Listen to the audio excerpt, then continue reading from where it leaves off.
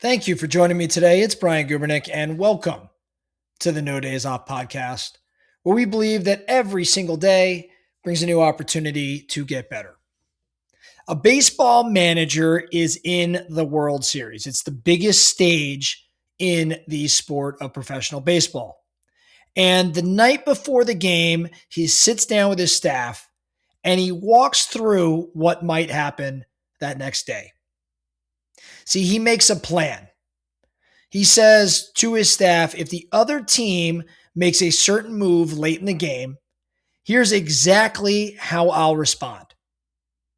So game day comes next day, late in the game, the other team makes the move, which is the exact one that he planned for. And here's the catch. His team is rolling. It would be easy to ignore the plan and just ride the momentum, but he does not. This manager does not. He makes the swap that he had decided the night before. He took out this hot rookie and put in the wily veteran, even though the team had a lot of momentum going on. And as a result, that veteran ends up winning the game. Afterwards, after the game, someone in the press asks the manager about the gutsy call he made in the moment. And the manager corrects the individual that asked the question. And he says he didn't make that decision in the moment. What he said was, we made the decision the night before. Now, that's a story from a Harvard Business Review piece on how elite coaches make decisions under pressure. The authors of this article studied 11 top coaches across football, basketball, baseball, and rugby. And what they found is that a great decision isn't one moment. It's actually three. What you do before, what you do during, and what you do after. So let's go through them one at a time because I think there's an awful lot for us all to learn as entrepreneurs and business people looking to build some big things. I mentioned there's three phases. The first phase was before.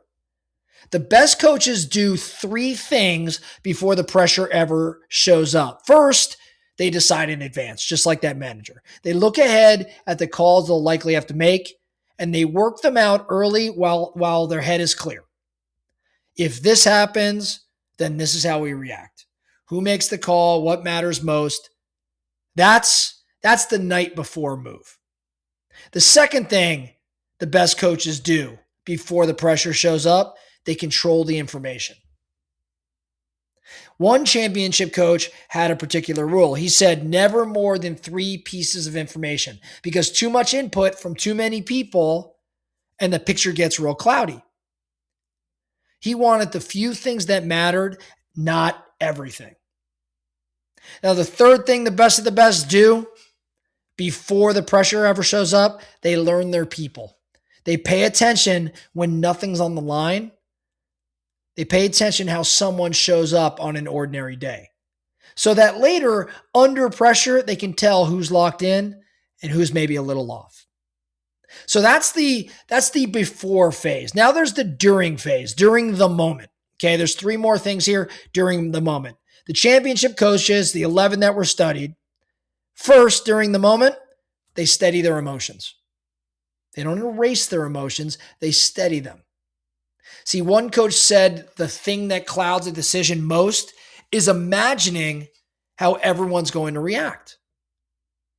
Start piling up what ifs and fear ends up taking over. And fear makes bad calls. So first, during, they steady their emotions. Second, during the moment, they read the room. Body language, tone, energy. They're looking for the person who's maybe not quite himself or herself that day. And they don't trust their first read. They'll check it 3 or 4 times before they move. And then the third thing they do during the moment, they trust the work they already did. What does that mean? What looks like maybe a gut call from the outside is really just preparation paying off. They've seen the pattern before, so the right move feels obvious because they did the thinking ahead of time. So we covered the before phase. We covered the during phase. Now let's cover the after phase, what we've learned from these 11 elite coaches. This is the after the decision. This is the 3 habits that I think a lot of us skip. First, the best of the best coaches, they own being wrong. They own being wrong. One NFL Super Bowl coach has a line he uses every time he misses. He says, I may have gotten that wrong, but I always learn for the next time. There's no hiding in a statement like that. Second, after the decision, they repair the trust. What does that mean? A hard call can leave somebody pretty beat up, can leave somebody pretty bruised. So these elite coaches, they circle back, they clear the air, they name what each of them could have done differently. Because it's trust that is what makes the next hard call even possible. And then the third thing the elite coaches do after the decision, they upgrade the system. They don't just ask what happened, they ask why it happened. And they change how decisions get made. And they do that so the same mistakes don't come back around. So, given all of this, here's what I want to see be your move today or this week. I want you to take the biggest decision coming at you, the one you know is going to land under pressure, and make it tonight. Make the decision tonight. Not the whole thing, but specifically make the rules. If this happens, I'll do this. If that happens, I'll do that.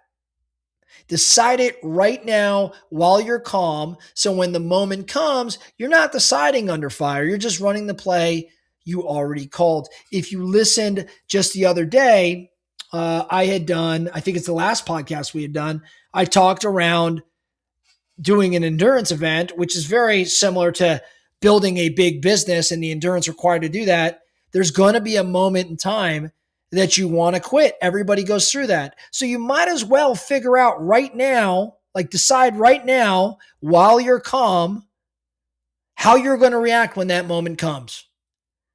How are you going to react when you want to quit? You write that rule out today so you're not deciding when you're at a very low point. Very, very similar thing here. Take that big decision. You know it's going to land under pressure. Let's go through it tonight. And let's think through, if this happens, then here's how I'm going to react. That's all I have for you today, the No Days Off podcast. Thank you so much for listening. And remember, every single day brings a new opportunity to get better.